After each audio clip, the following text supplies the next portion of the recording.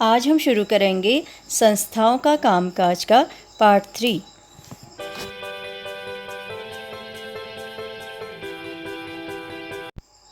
आज का हमारा टॉपिक है कार्यपालिका। तो संसद कानून बनाती है और कार्यपालिका उन कानूनों को लागू करती है और सरकार की नीतियों को कार्यरूप देने के कारण ही इन्हें कार्यपालिका कहा जाता है। तो इस तरह से जब हम सरकार के बारे में बातें करते हैं तो सरकार से हमारा तात्पर्य क्या होता है, कार्यपालिका से ही होता है। अभी कार्यपालिका जो है, कार्यपालिका के दो हिस्से होते हैं, एक होता है राजनीतिक कार्यपालिका और दूसरा होता है स्थायी कार्यपालिका। राजनीतिक कार्यपालिका वह होती है जिन्हें लोग यानी कि जनता चुनाव द्वारा चुनते हैं एक निश्चित समय के लिए, और स्थायी कार्यपालिका में वे लोग होते हैं जिन्हें लोग वोटिंग से नहीं चुनते हैं।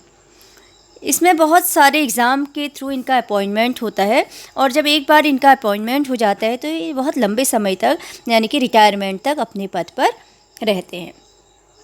ठीक है, राजनीतिक कार्यपालिका की हम बात करें तो राजनीतिक कार्यपालिका में होते हैं राष्ट्रपति जो कि कार्यपालिका के प्रमुख होते हैं, उपराष्ट्रपति, प्रधानमंत्री जो कि कार्यपालिका के वास्तविक प्रमुख होते हैं। अगर हम देखते हैं तो वास्तव में हमारे यहाँ राष्ट्रपति को बहुत सी शक्तियाँ दी गई हैं, लेकिन इन शक्तियों का प्रयोग वह प्रधानमंत्री के माध्यम से ही करते हैं। और चौथा कार्यपालिका में होते हैं मंत्रिपरिषद। इसमें 3 तरह के मंत्री आते हैं, कैबिनेट मंत्री, स्वतंत्र प्रभार वाले राज्य मंत्री और राज्य मंत्री।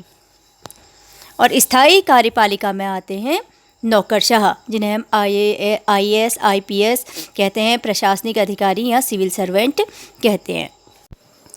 स्थायी कार्यपालिका राजनीतिक कार्यपालिका से अधिक शिक्षित होते हैं, लेकिन वो काम करते हैं राजनीतिक कार्यपालिका के अंदर। वित्त मंत्रालय में काम करने वाले सलाहकारों को अर्थशास्त्र की जानकारी वित्त मंत्री से ज़्यादा हो सकती है, लेकिन फिर भी स्थायी कार्यपालिका काम किसके अंदर करती है, राजनीतिक कार्यपालिका के अंदर। अब ऐसा क्यों है? ऐसा बच्चों इसलिए है क्योंकि भारत एक लोकतांत्रिक देश है और किसी भी लोकतांत्रिक देश में लोगों की इच्छा सर्वोपरि होती है। मंत्री चुने जाते हैं लोगों द्वारा और उसे जनता की ओर से उनकी इच्छा को लागू करने का अधिकार होता है, और इसी वजह से ही मंत्री ही सारे फैसले करते हैं। इसके बाद हमारा नेक्स्ट टॉपिक है प्रधानमंत्री और मंत्रिपरिषद। प्रधानमंत्री कार्यपालिका के वास्तविक प्रमुख होते हैं। प्रधानमंत्री के लिए प्रत्यक्ष चुनाव नहीं होता। प्रधानमंत्री की नियुक्ति करते हैं राष्ट्रपति, लेकिन इसका मतलब यह नहीं है कि राष्ट्रपति अपनी मर्जी से किसी को भी प्रधानमंत्री नियुक्त कर दें। राष्ट्रपति लोकसभा में बहुमत वाली पार्टी के नेता को ही प्रधानमंत्री नियुक्त करते हैं। तो इससे हमें पता चलता है कि देश की जनता चुनती है लोकसभा के सदस्यों को, और जिस पार्टी को बहुमत मिलता है उसका नेता बनता है प्रधानमंत्री। तो प्रधानमंत्री का कार्यकाल होता है 5 वर्ष का, लेकिन वह तभी तक अपने पद पर रह सकता है जब तक वह पार्टी या गठबंधन का नेता होता है। प्रधानमंत्री की नियुक्ति के बाद राष्ट्रपति प्रधानमंत्री की सलाह पर दूसरे मंत्रियों की नियुक्ति करते हैं। प्रधानमंत्री मंत्रियों के चयन के लिए स्वतंत्र होते हैं, बशर्ते उस व्यक्ति को संसद का सदस्य होना चाहिए, और यदि जो व्यक्ति मंत्री बन रहा है वह संसद का सदस्य नहीं है तो उसे 6 महीने के अंदर दोनों सदनों में से, लोकसभा या राज्यसभा दोनों सदनों में से किसी एक सदन का सदस्य बनना होता है, और इन सभी मंत्रियों की सामूहिक सभा कहलाती है मंत्रिपरिषद। अब नेक्स्ट टॉपिक है हमारा मंत्रिपरिषद। मंत्रिपरिषद में विभिन्न स्तरों के 60 से 80 तक मंत्री होते हैं। मंत्रिपरिषद में 3 प्रकार के मंत्री होते हैं, कैबिनेट मंत्री, स्वतंत्र प्रभार वाले राज्य मंत्री और राज्य मंत्री। सबसे पहले हम कैबिनेट मंत्री देखते हैं। इसमें जिस पार्टी की सरकार है अर्थात सत्ताधारी पार्टी के वरिष्ठ नेता होते हैं, और ये प्रमुख व बड़े मंत्रालयों के प्रभारी होते हैं, जैसे गृह मंत्रालय, रक्षा मंत्रालय, वित्त मंत्रालय आदि, और ये लगभग 20 होते हैं। कैबिनेट मंत्री कैबिनेट की बैठक में मंत्रिपरिषद के नाम पर सारे महत्वपूर्ण फैसले लेते हैं। दूसरा देखते हैं हम स्वतंत्र प्रभार वाले राज्य मंत्री। ये छोटे मंत्रालयों के प्रभारी होते हैं।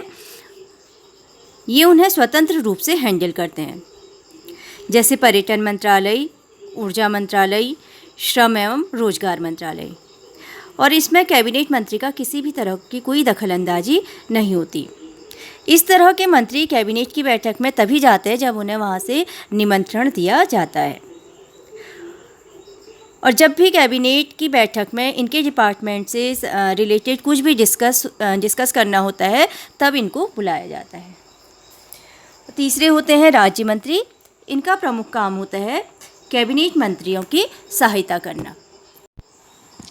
मंत्रिपरिषद में 60 से 80 मंत्री होते हैं और व्यवहारिक रूप से इतने सारे लोगों का नियमित रूप से मिलकर चर्चा करना मुमकिन नहीं है।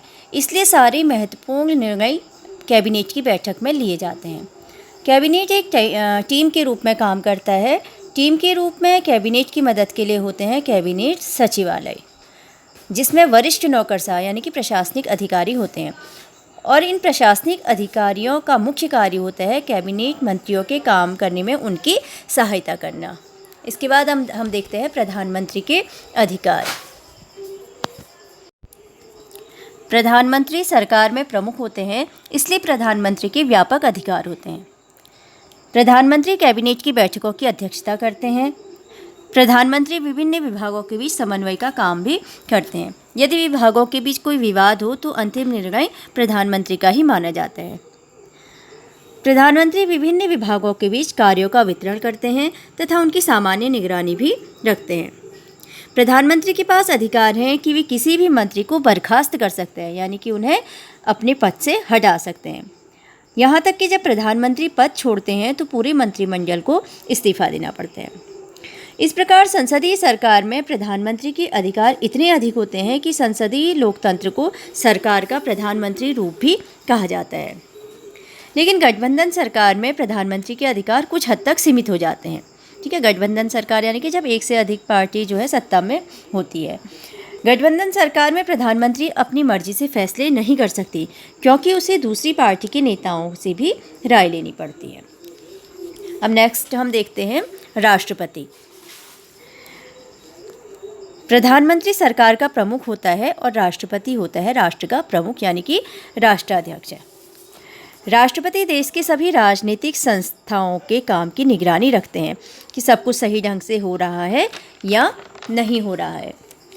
राष्ट्रपति का चयन प्रत्यक्ष रूप से नहीं होता। राष्ट्रपति का चयन करते हैं संसद सदस्य यानी कि लोकसभा के सदस्य और राज्यसभा के सदस्य, जिन्हें क्या कहते हैं एमपी, तथा राज्य की विधानसभाओं के सदस्य यानी कि एमएलए। यानी कि कौन करते हैं, एमपी और एमएलए राष्ट्रपति का चयन करते हैं। ये सभी लोग मिलकर राष्ट्रपति को चुनते हैं। अब हम देखते हैं कि राष्ट्रपति के अधिकार क्या हैं। तो लिखित रूप से देखा जाए तो राष्ट्रपति के पास बहुत से अधिकार हैं। सरकार के प्रमुख नीतिगत फैसले राष्ट्रपति के नाम से जारी होते हैं।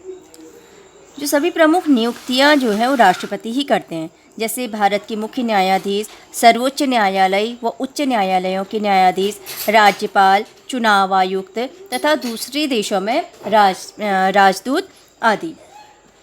सभी अंतर्राष्ट्रीय संधियों व समझौतों पर भी राष्ट्रपति के ही हस्ताक्षर होते हैं। राष्ट्रपति रक्षा बलों के सुप्रीम कमांडर होते हैं।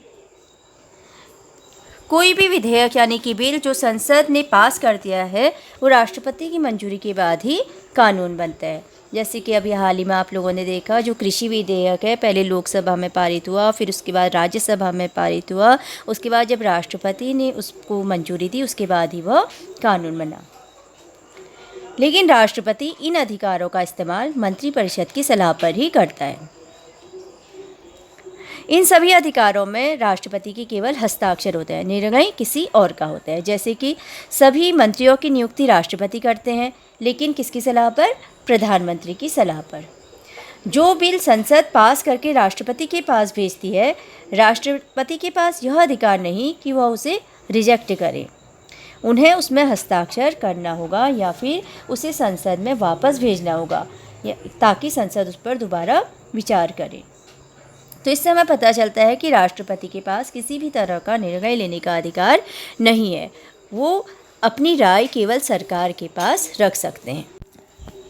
लेकिन इन सब के बावजूद भी एक महत्वपूर्ण चीज़ है जो राष्ट्रपति को स्वविवेक से करनी चाहिए, और वो है प्रधानमंत्री की नियुक्ति। जैसा कि हमें पता है कि प्रधानमंत्री की नियुक्ति राष्ट्रपति करते हैं, लेकिन वह प्रधानमंत्री के रूप में उन्हीं की नियुक्ति करते हैं जो लोकसभा या गठबंधन सरकार में बहुमत दल का नेता हो। लेकिन कभी कभी ऐसी स्थिति आती है जब एक पार्टी को बहुमत नहीं मिलता या किसी गठबंधन को भी बहुमत नहीं मिलता, तो उस समय सबसे महत्वपूर्ण भूमिका निभाते हैं राष्ट्रपति। तो उस समय राष्ट्रपति किसी भी सदस्य को प्रधानमंत्री बना सकते हैं, लेकिन जो नवनियुक्त प्रधानमंत्री होगा उनको एक निर्धारित समय में लोकसभा में बहुमत हासिल करना होगा।